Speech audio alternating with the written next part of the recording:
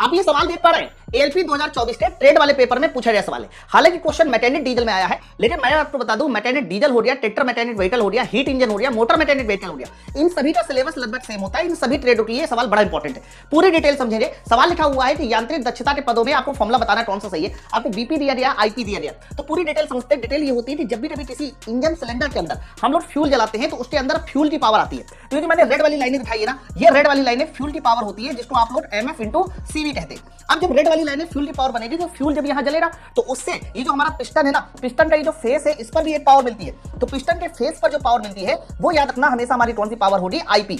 IP को बोला जाता है इंडिकेटिंग पावर। फिर यही पावर आगे बढ़ते बढ़ते बढ़ते बढ़ते ट्रेंड 60 में मिलती है, और ट्रेंड 60 में जो पावर मिलती है उस पावर को बोला जाता है BP, that means brake power. अब यहां समझते हैं मैकेनिकल दक्षता कहते हैं किसको।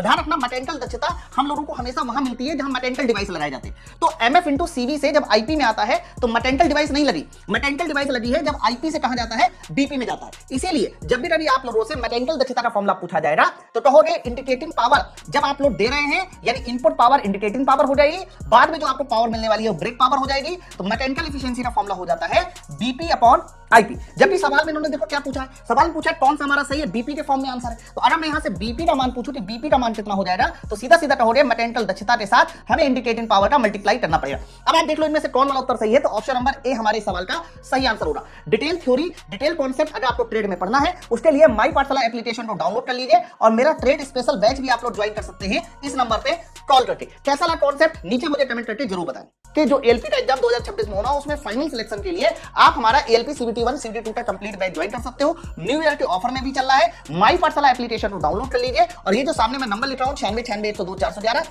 इस नंबर पे कॉल करके आप ये हमारे बैच को ज्वाइन कर सकते हैं। इसके अलावा हमारा जो बेसिक साइंस का बैच है उसको भी ज्वाइन कर सकते हैं। चलिए फिर मिलते हैं नेक्स्ट वीडियो में। Thank you very much.